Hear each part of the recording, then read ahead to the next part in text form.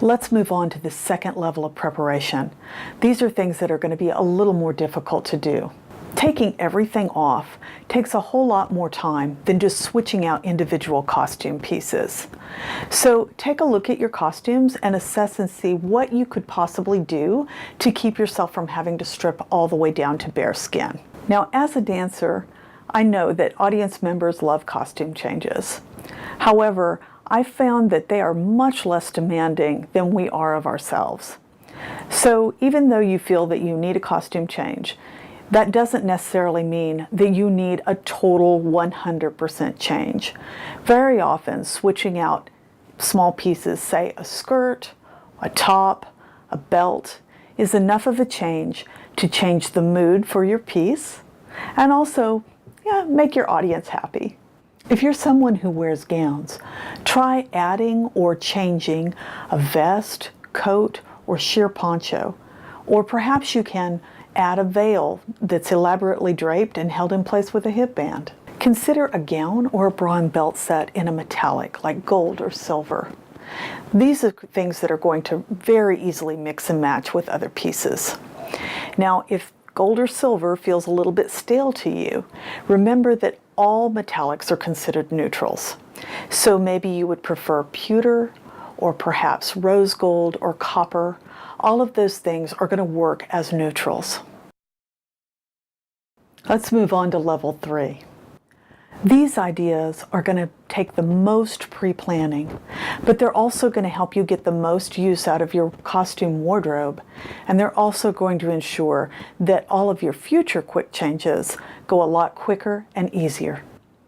The first step is to think about all your costume pieces the same way you think about separates in streetwear. So you're going to want to buy or make lots of coordinating pieces.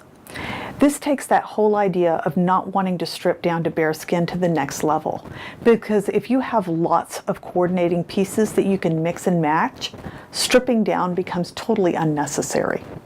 If you're a dancer that wears dresses or gowns, think of your costume the way you would a little black dress. You're going to want to choose a simple classic design that you can then add vests, hip bands, ponchos, overdresses, and all kinds of other accessories to change your look. An easy way to do this planning is to learn how to use a color wheel. In this way, we can plan our pieces so that they easily mix and match. There are lots of ways to use a color wheel to build your coordinating pieces, so let's just talk about a few of them. One way to accomplish this would be to make some main pieces out of a neutral color, black, brown, navy, or possibly a metallic. Now, before you turn up your nose, I've seen some really beautiful lush navy and really rich brown costumes that looked great on stage. Then you would pick a bold color or bright color from your color wheel and make all of the coordinating pieces within that hue. For something a little bolder, pick a hue from the color wheel to make some main pieces out of. Then go directly across to the opposite side of the color wheel. That's its color's complementary color. Make your accessories and your matching pieces from that complementary color. That's going to give you the biggest contrast. So in closing, I'd like to say I hope this information's been helpful.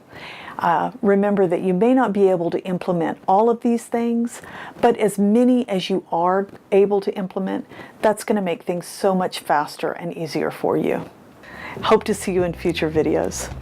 Thanks.